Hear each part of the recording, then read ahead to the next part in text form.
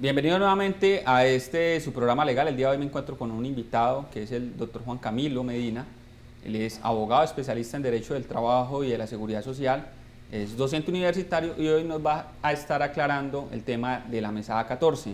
Muchas preguntas e inquietudes nos han llegado al canal sobre ese tema, así que doctor Camilo, muchas gracias por aceptar esta invitación. Listo, muy buenos días para todos, muchas gracias por la invitación.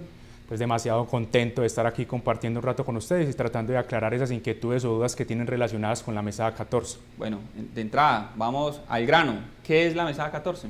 Listo, perfecto. La mesada 14 es una mesada adicional. Valga primero aclarar que en Colombia se reconocen 12 mesadas, correspondiente a los 12 meses. Inicialmente, desde 1976, se consagró la mesada 13 y a partir de la entrada en vigencia de la Ley 100, se consagró la mesada 14. Esa mesada 14 corresponde ¿a qué? A la mesada que se paga en el mes de junio, mientras que la mesada 13 es la que se paga en el mes de diciembre. Esas mesadas equivalen a 30 días de la mesada pensional, esto es un mes. Listo. ¿Quiénes tienen derecho a la mesada 14? Ya habíamos dicho ahorita que hubo un reconocimiento. Exacto. Pero si no estoy mal, también quitaron ese reconocimiento. Sí, así es, abogado Germán. En este caso, desde 1976 se consagró la mesada 13. Esa mesada 13 aún se mantiene vigente, que es la que reconocen en diciembre. Pero la mesada 14, que fue creada por la Ley 100, desapareció como consecuencia de la expedición del acto legislativo. Ese acto legislativo fue promulgado el 25 de julio de 2005.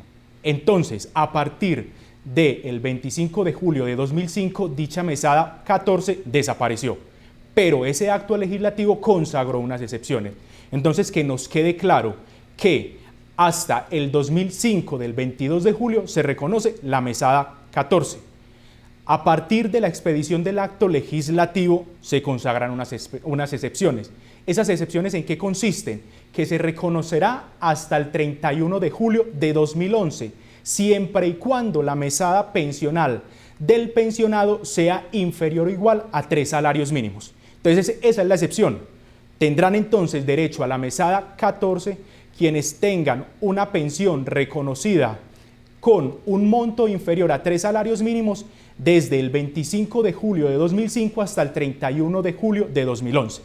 Entonces, ¿qué pasa con aquellas personas que se pensionaron después del 31 de julio de 2011? No tendrán derecho a la mesada 14.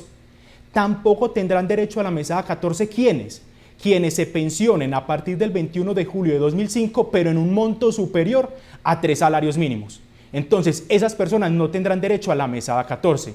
Reitero, la tienen aquellas personas que se pensionen entre el 22 de julio de 2005 hasta el 31 de julio de 2011, pero su mesada pensional sea inferior a 3 salarios mínimos. Cuando es superior, ya no van a tener derecho a reclamar dicha mesada pensional. Bueno, entonces los que sí pueden reclamar esta mesada 14, ¿cuál sería el trámite? ¿Cómo lo pueden adelantar? Listo. Aquí es necesario aclarar algo. Es muy diferente reconocimiento a causación. ¿Qué nos exige el acto legislativo? La causación. ¿Qué es cuándo? Cuando se cumplen los requisitos para adquirir dicha prestación económica. ¿Cuáles son los requisitos? Semana y edad. Mientras que el reconocimiento es cuando yo hago la solicitud y Colpensiones o el Fondo de Pensiones emite el acto administrativo o el oficio mediante el cual me reconocen la pensión. Entonces es necesario hacer esa aclaración. Causación y reconocimiento. Para este caso estamos hablando de causación, que es cuando se cumplen los requisitos. Entonces, para reclamar dicha mesada pensional es necesario que agotar primero una reclamación administrativa o un derecho de petición dirigido al Fondo de Pensiones solicitando el reconocimiento. Valga aclarar que para hacer esa solicitud es necesario cumplir con los requisitos que ya mencionamos con anterioridad. Hacer esa solicitud, Colpensiones muy seguramente emitirá un oficio reconociendo o negando. Si reconoció, muy bueno, ya no habría que realizar ninguna actuación adicional. Si la niega, sería necesario iniciar un trámite judicial, acudir a un juez laboral para que sea él quien determine si hay derecho o no a reconocer dicha mesada adicional. Bueno, el trámite ante ese juez de la República, ¿cómo se surte? Más o menos, ¿cuánto puede estar demorando o tardando? Listo. Frente a esa inquietud, es pertinente decir, lo primero es que las mesadas pensionales y tanto las adicionales como la mesada 14 prescriben. Solamente se podrán entrar a reclamar a través de un proceso judicial 3 años hacia atrás. Me explico, si hoy entramos a presentar la demanda, muy seguramente el juez va a reconocer solo las mesadas 14, 3 años hacia atrás, o sea, las correspondientes al año 2020, 2019 y 2018. El procedimiento es, se radica la demanda, el juez analiza si se cumplen con los requisitos, una vez se cumplan con los requisitos de la demanda, procede a notificar, una vez se notifican, contesta la demanda el fondo de pensiones y ya hay que esperar a que se programen las audiencias. Ese procedimiento aproximadamente puede estar tardando, como se trata de un proceso de única instancia, estaría durando aproximadamente entre 2 y 3 años. Hay juzgados obviamente que pueden sacar el proceso en un menor tiempo, mientras que hay otros que se pueden tomar esos 3 años.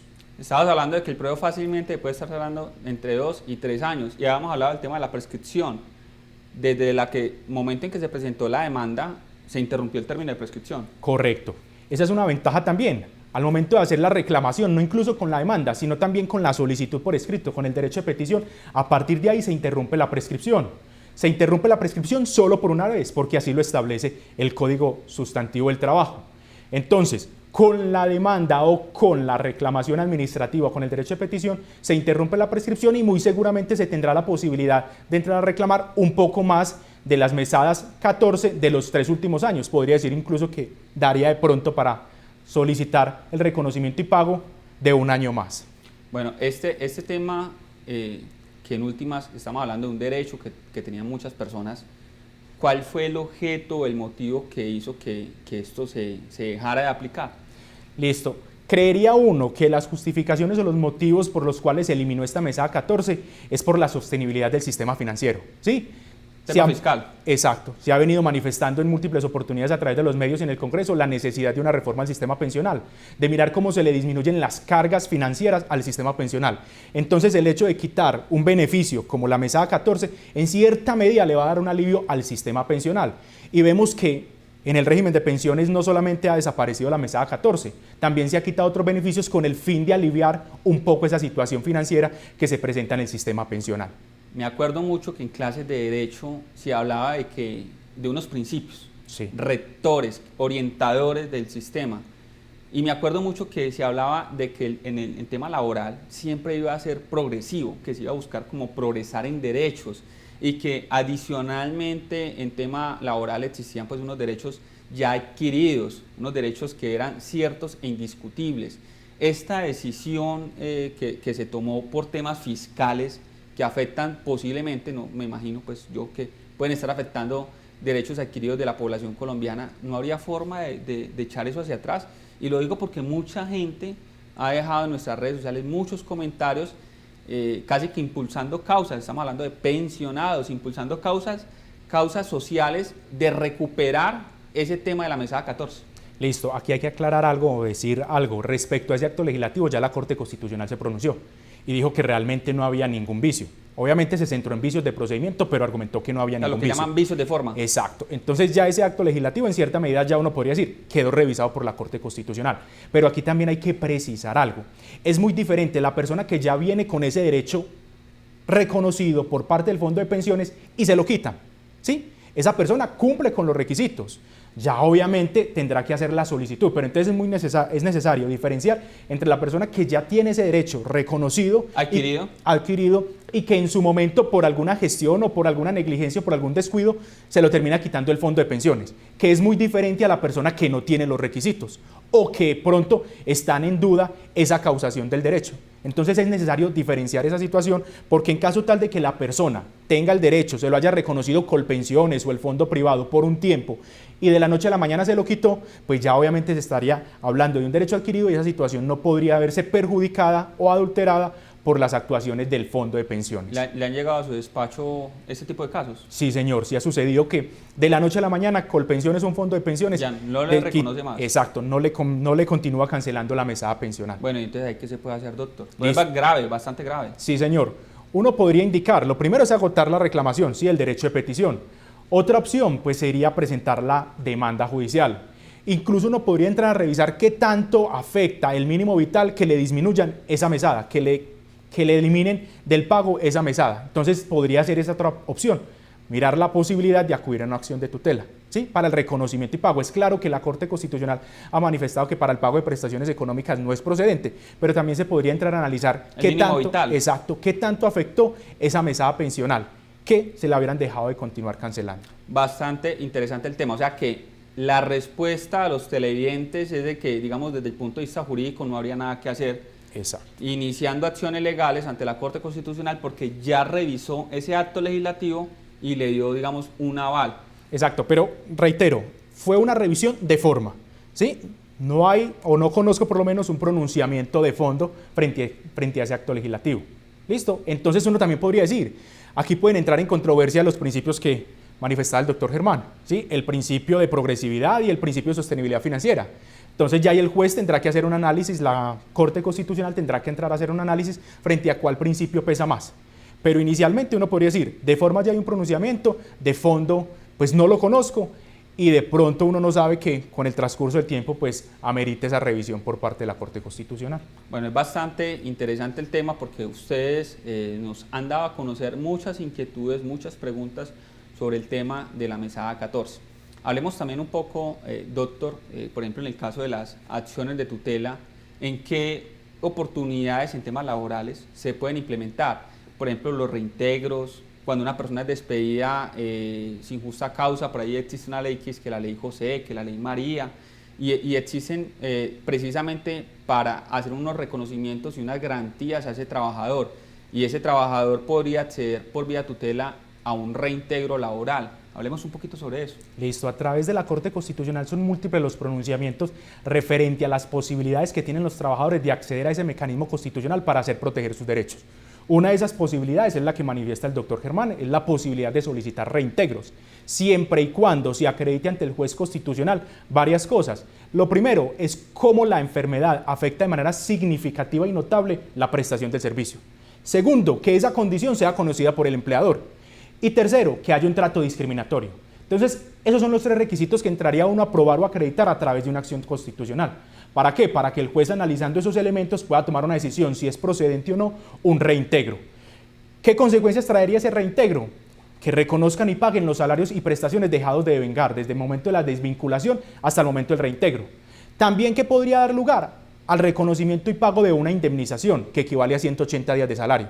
Hay algunos jueces constitucionales que la reconocen, como hay otros jueces constitucionales que no, pero ya obviamente uno la solicita y ya es el juez el que determina. En caso tal de que no sea procedente a través del mecanismo de acción constitucional, pues queda la posibilidad de acudir a la jurisdicción ordinaria laboral para que el juez establezca si es procedente o no dicha situación. Cuando se dice jueces constitucionales es porque cuando se interpone una acción de tutela, ese juez, que puede ser civil, penal, laboral, administrativo, de familia, se pone, digámoslo así, la investidura de juez constitucional para poder fallar. Correcto, eso es. El juez constitucional es aquel que le corresponde decidir una acción de tutela. Juez que puede ser laboral, penal, civil, de familia. Entonces, los jueces constitucionales son aquellos que se encargan de resolver esas acciones constitucionales, como es la acción de tutela. Jueces que pueden ser de cualquier especialidad. Cuando usted estaba hablando ahorita de 3 presupuestos, en el caso de los reintegros, hacía mención en uno y era el tema de que, por ejemplo, que la desvinculación se hubiese dado por un tema de salud. Ese es el caso como más común, porque también hemos visto casos en los cuales se busca un reintegro, no obstante que la persona se encuentre, digámoslo bien de salud. Hace poco escuchaba yo que había una ley que permite, digámoslo así, entre comillas, una estabilidad laboral reforzada en los casos en que, por ejemplo, la pareja, uno de ellos esté sin empleo, el otro tiene empleo, entonces esa persona que tiene empleo como que adquiría una estabilidad para que no pudiese ser desempleado. ¿Eso es cierto? Exacto. Hay muchas modalidades de estabilidad laboral reforzada, ¿sí? Una de esas es por condiciones de salud, que fue la que mencionamos anteriormente. Otra de esas es por madre cabeza de familia, que es la que menciona el doctor Germán. Otra posibilidad de estabilidad laboral reforzada es aquella persona que se encuentra próxima a pensionarse. También gozaría de una estabilidad laboral reforzada y eso nos daría posibilidad de acudir al juez de tutela. También gozan de estabilidad laboral reforzada la madre que se encuentra en embarazo. Entonces hay múltiples situaciones que permiten garantizar una estabilidad laboral reforzada del trabajador. Estabilidad laboral reforzada que se podrá hacer valer a través de un juez de constitucional o a través de una acción de tutela. En caso tal de que no sea procedente y el juez constitucional diga que no es procedente la protección, pues queda la persona igualmente habilitada para acudir a la jurisdicción ordinaria laboral. Cuando hablamos de estabilidad laboral reforzada es que no lo pueden despedir sin el levantamiento de esa estabilidad, ¿no? Correcto. O sea, tienen que hacer una solicitud. Exacto. Eso aplica para entonces para las personas que hacíamos alusión. ¿Y eso qué consecuencias o qué beneficios trae? Que la persona no pueda ser despedida o desmejorada de sus condiciones laborales. Para poder despedirlo, desmejorarle sus condiciones laborales, pues será necesario agotar unos trámites para que ya sea el Ministerio del Trabajo o el juez ordinario laboral quien establezca si es procedente o no permitir que esa persona sea despedida o que le sean desmejoradas sus condiciones laborales. Para nadie es un secreto que en Colombia existe, digámoslo así, violación a derechos laborales, pero en cantidad. Hace un tiempo se hablaba mucho de que las personas, por ejemplo, que vengaban salarios bajos o que simplemente llevase poco tiempo laborando, pues para un abogado no es rentable presentar una demanda en el tiempo que usted decía que se puede demorar 2, 3 años, un proceso de estos ordinario. Entonces muchas personas acuden directamente ante el Ministerio del Trabajo. ¿Qué tan recomendable es acudir ante el Ministerio del Trabajo? ¿Es obligatorio acudir ante el Ministerio del Trabajo antes de presentar alguna demanda? Listo. Eso lo pensamos nosotros si fuésemos a representar al empleador. Para el empleador sería necesario, indispensable agotar ese procedimiento, solicitar la autorización ante el Ministerio del Trabajo si estamos hablando de una persona que se encuentra en condiciones de salud no aptas para prestar el servicio. Entonces, ante esa situación, sería recomendable que el empleador acuda al Ministerio del Trabajo, aporte las pruebas que permitan acreditar que efectivamente ese trabajador no puede prestar sus servicios en la empresa, que hizo lo posible y hasta lo imposible para que ese empleador pudiera prestar los servicios. Si ante esas situaciones no es posible reintegrarlo o reubicarlo, ya el empleador procede a solicitar al Ministerio de Trabajo que dé la respectiva autorización. Y ya, frente a eso le daría una tranquilidad al empleador de que hizo las cosas bien, porque si no presenta esa solicitud de autorización, pues muy seguramente ese comportamiento del empleador entraría a predicarse que fue un despido discriminatorio. Entonces lo recomendable para el empleador es eso, que realice ese trámite ante el Ministerio de Trabajo, solicite esa autorización y ya con esa respuesta pues procede a solicitar o procede a terminarle el respectivo contrato al trabajador. Muchas empresas que pretenden, digamos, hacer que renuncien sus trabajadores y que se encuentran bajo esa modalidad de estabilidad laboral. Piénsese, por ejemplo, en una persona que está sindicalizada y que hace parte de la junta, que es una persona que tiene una estabilidad laboral, lo que hacen es un proceso de acoso. Y ese acoso, lo habíamos hablado en programas pasados, pero quiero que en este instante lo hablemos un poco. Y es de, digamos, ¿qué puede entrarse a ver como un acoso? O sea, ¿qué constituye un acoso? Estamos hablando de acoso laboral. Listo. El acoso laboral tiene unas características, ¿sí? Primero es que sea permanente y reiterativo. Esos son como los dos elementos esenciales. No constituye acoso laboral el día en que el jefe le diga haga esta labor en detrimento de mi condición de salud. Eso no sería constitutivo de acoso laboral. Pero si ya esa orden es reiterativa, es permanente, es día, lunes, martes, miércoles, jueves, ya uno podría entrar a predicar que es acoso laboral. Hay varias modalidades de acoso laboral. Las más importantes o las que más se presentan son el maltrato laboral, agresiones físicas, agresiones verbales. La inequidad laboral es otra modalidad de acoso laboral y es aquella cuando se asignan funciones desmejorando las condiciones laborales del trabajador con respecto a otros colaboradores. También se presenta la desprotección laboral, que es aquella cuando el empleador envía a su trabajador a realizar funciones sin los respectivos elementos de protección. Entonces hay múltiples modalidades de acoso laboral, modalidades que se pueden proteger a través de una reclamación ante el Comité de Convivencia Laboral o a través de una demanda en un proceso ante la jurisdicción ordinaria laboral. Cuando precisamente la persona, dado esos acosos que sufre, renuncia al cargo, eso es lo que llaman también como despido indirecto, ¿no? Exacto, es un despido imputable al empleador. En esas situaciones, ¿qué es lo recomendable? Que el trabajador, cuando presente su carta de renuncia, manifieste los hechos por los cuales renuncia. Entonces, renuncio porque el empleador me hace acoso laboral y discriminar cuáles fueron las posibles conductas que él consideró acoso laboral. ¿Para qué? Para que en un proceso judicial, en un proceso ante un juez laboral, él pueda entrar a reclamar la indemnización por despido sin justa causa. Entonces sería necesario que en esa renuncia conste esa situación, porque si el trabajador no manifiesta esa situación, no podrá entrar a reclamar esa indemnización. Y ya al juez laboral, ¿qué le corresponde hacer? Probar si se configuraba o no ese acoso laboral. para que pueda entrar entonces a ser beneficiario de esa indemnización. Doctor, pero es bastante complejo lo que estás diciendo. Te voy a decir por qué.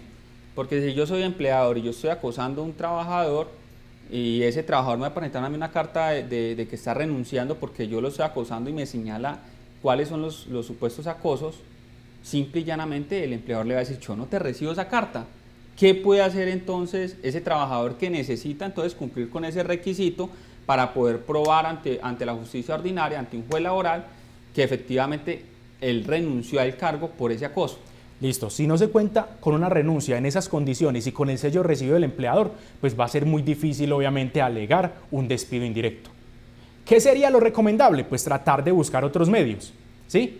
Hay servicios de mensajería judicial, hay correo judicial, entonces tratar de que esa carta de renuncia sea conocida. Que llegue. Exacto, sea conocida por el empleador, sea que se la entregue de manera presencial o sea que se la entregue por alguno de estos medios que acabo de mencionar, pero es necesario para entrar a reclamar una indemnización ante un juez por esa situación. Doctor Juan Camilo Medina, muchas gracias por habernos acompañado en este programa legal. Ha sido muy generoso usted con sus explicaciones, muy exactas, muy concretas, y le agradezco mucho por habernos acompañado. Lo esperamos nuevamente que nos acompañe en próximos programas. Y a todos y cada uno de ustedes, gracias por seguirnos en nuestras redes sociales. Háganos saber sus dudas, inquietudes frente a temas legales, que próximamente las estaremos resolviendo aquí en su canal CNC Medellín. Que estén bien.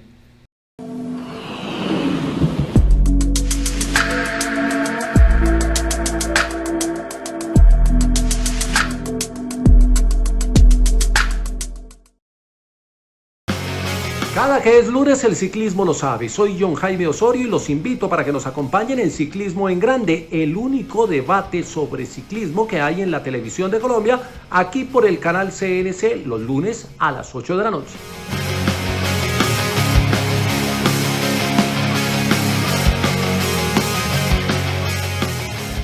Bienvenidos a Ciclismo en Grande, estamos en temporada de pandemia y nuestro...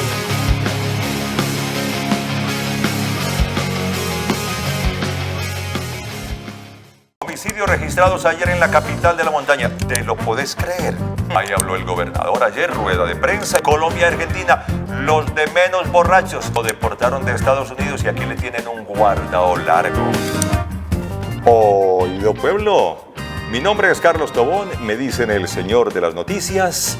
Y aquí estaré en su canal CNC Medellín cumpliendo una misión que me han encomendado, contarles a ustedes de las cosas que pasan aquí en la tierrita. Estaremos a la hora del almuerzo, al mediodía, porque aquí, en el Valle de Aburrá, todo se sabe, todo se sabe. Nos vemos pues.